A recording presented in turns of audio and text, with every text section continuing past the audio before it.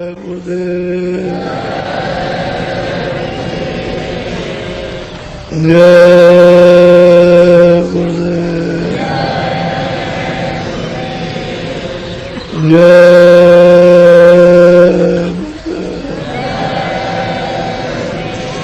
जय गुरुदेव नाम किसका, जय गुरुदेव नाम किसका, जय गुरुदेव नाम किसका।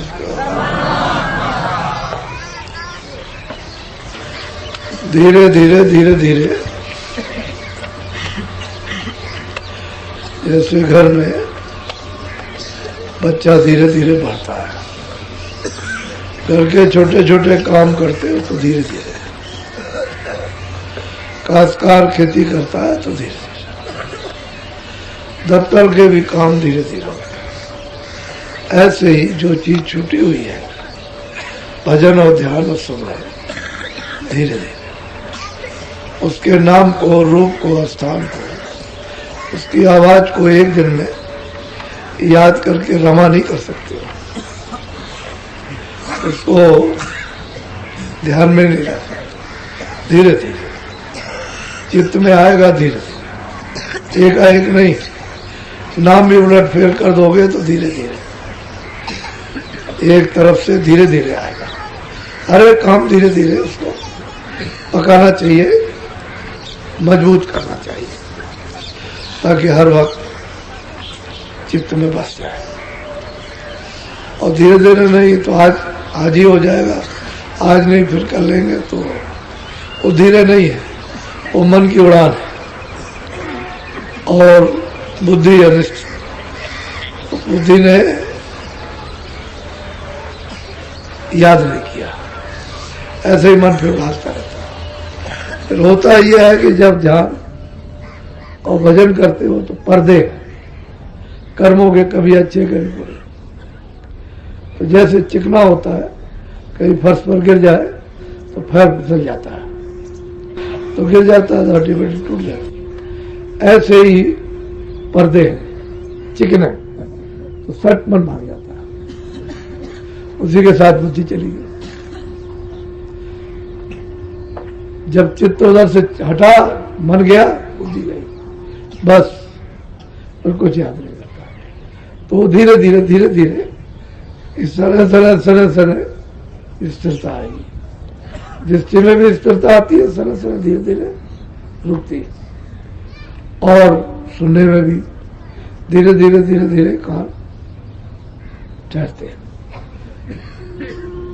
सुनने की आदत पड़ती है, नहीं तो मन चित्त और बुद्धि खोल भाग जाएगी। पर्दों के साथ ही भागते हैं, फिर वो तरंग लेते हैं, इस तरह ऐसी तरंग लेते हैं कि इतनी इसकी नाप तोड़ नहीं है। ऐसे ऐसे मशीन भी इतना तेज नहीं चलेगी, ऐसे मन तरंग लेता है, तो दृष्टि एक जगह स्थिर नहीं हो पाती, तो देख भी नहीं पाएगी, क्योंकि वो ऐसे हिलती रहेगी ऐसे। और कान भी यही करते रहते हैं, ऐसे सुनाई देता हुआ भी अनसुनी ऐसे ऐसे हिलते रहते हैं।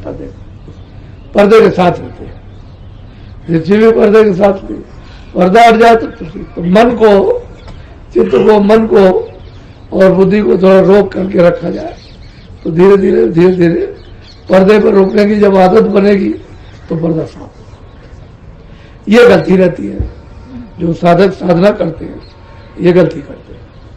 और इसी में उनको अपने को पकाना चाहिए कि भाई मन इधर उधर चित्त न भागे, किसी चीज का चिंतन न करे, मन संकल्प करे न करे, बुद्धि निश्चय न करे, रुक जाए। कोई अंधेरा ही हो, पर्दा ही हो, काला हो, सफेद हो, कोई जो रुके तो रुकते नहीं। उतनी फिसलने वाली रफ्तीली जेब है कि फौरन बस सट।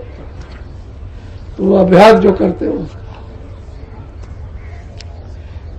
स्थिरता और आदत नहीं पड़ती है, मन भाग जाता है। और यही बात रोज बताई जाती है कि ऐसा लग, इसमें जो झपट होती है मन की, चित्त की, बुद्धि की, विरह से, ये भागते नहीं, तरंग नहीं लेते। जब विरह आती है तो तरंग नहीं ले पाते, जब तरंग नहीं लेंगे तो हिलोर नहीं होगी तो रुक जाएगी। तो विरह तड़प, वो जरूरी है। इसलिए कहते हैं गुरु का ध्यान करते हैं। और वक्त अगर ध्यान पका लिया जाए तो भागना बंद कर दें, फिर भागेंगे दौड़ेंगे तो पका ही नहीं जाता। कभी याद किया, महीनों नहीं याद किया, कभी 2-2 महीने हो गए, फिर भजन ध्यान ही नहीं किया, सुमरन किया, भाई काम में फंसे रह गए, क्या करें, बड़े काम आ गए। तो ऐसा है ना कि जो शारीरिक और निमित्त क्रियाएं करते हैं ऐसे उसको भी जोड़ लिया जाए कि भाई जब नहाना है ही तो फिर ये भी थोड़ा कर लेना, क्या बात है। जब इससे नुकसान नहीं होगा तो उससे भी नहीं होगा। उतना तो समय आपको निकालना ही, क्या कितना जरूरी काम है तो निकालना ही पड़ेगा। तो इसी तरह से भजन के लिए थोड़ा समय निकालना, तो दिल लगे रहने से काम होता है ना। जब उसमें दबाव पड़ता है कि यही काम, तब जाके मन नहीं तो भागता रहेगा। अब कलयुग में संतों ने इसी को रोकने की विशेष युक्ति बताई, तो इसी को रोको, और कोई त्याग नहीं, कोई कष्ट नहीं, बस मन को वही पकड़ के जकड़ के रखो। तो ये तो वो जब तड़प आएगी तो ब्रेन जब वो पैदा हो जाता है तो फिर ये भाग दौड़ बंद कर देता है। तो इनको रोकना चाहिए, इसी के लिए साधन होता है। अब वो तो कोई दिखावा का थोड़ी तड़प होती है, वो तो अंदर में तड़प होती है, वो तो सब देख ही रहा, वो तो जान ही रहा, वो तो इसलिए तड़प होना पड़ता है। और रूखे फीके ऐसे ही बेकार होता है, बेकार कह दिया चलो बेकार टाल दिया जाए तो बेकार बन जाता। बेकार में तो कोई काम नहीं बनते,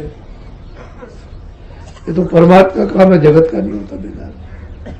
बेकार तो बेकार ही है, या जो अरुचि के काम होते हैं सब बेकार के, तो इसमें भी अरुचि हो जाती है, इसलिए सब तो यही बात बताई जाती है कि भाई ये काम करो। तुमको देर अवेर इसलिए लगती है कि तुम उसके साथ रहो, बस भागते रहते हो और समझ में आ जाएगा कि मन कहाँ गया, बनारस गया, यहाँ गया, वहां घर में गया, उसके पास गया, तो वहां से ले आओ कि भाई चलो चलो ये काम कर लो, यहाँ क्यों वहां भाग के इतनी दूर जा रहे, पास के पास ही रहो, ये काम कर लो अपना, जो खास अपना काम है तो मतलब दूसरों को करना। तो समझाते मन मान जाता है।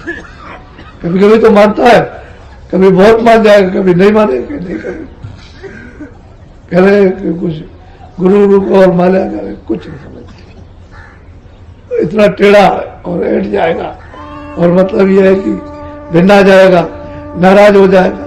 इसके कई रूप होते हैं, 24 घंटे में कई रूप बदलते हैं, तो धीरे धीरे परख आ जाती है।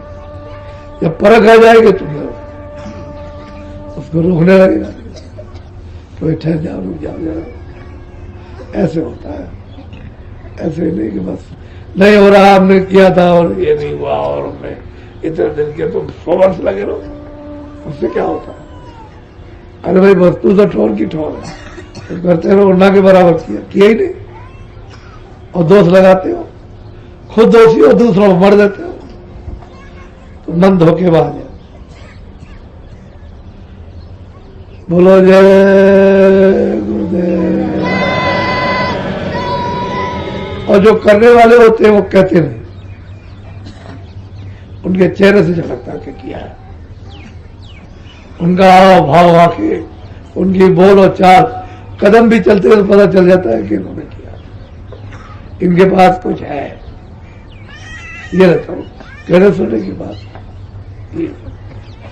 जय गुरुदेव।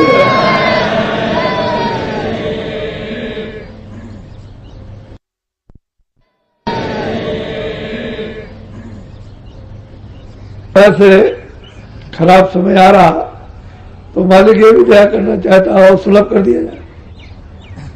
जितना खराब समय आया उतना संतों ने इसको सुलभ किया। अगर वो सुलभ नहीं करते तो आप निशान को भी कुछ नहीं कर सकते। सुलभ कर दिया तभी तो ये सुनते फिर बड़ी संख्या में पहुंच गए अपने वापस घर में, जो गुणगान नहीं गा सकते। सरल, बहुत सरल, नहीं तो कहाँ सरल था। जब तब योग ये वो युग बीत गए, अब तो दूसरा लग गया, तीसरा चौथा लग गया। अब ये तो साधन, वो साधन इस समय नहीं हो सकते ना, ये उस समय के अपने अपने युग के साधन थे। तो असल में बात ये सुलभ किया है, आसान किया है, और जीवों को इसने अपना परम स्वभाव समझना चाहिए। इतना सुलभ करने के बाद मनुष्य मंदिर में उसका गोपनीय भेद मिल जाए तो बहुत बढ़िया है। तो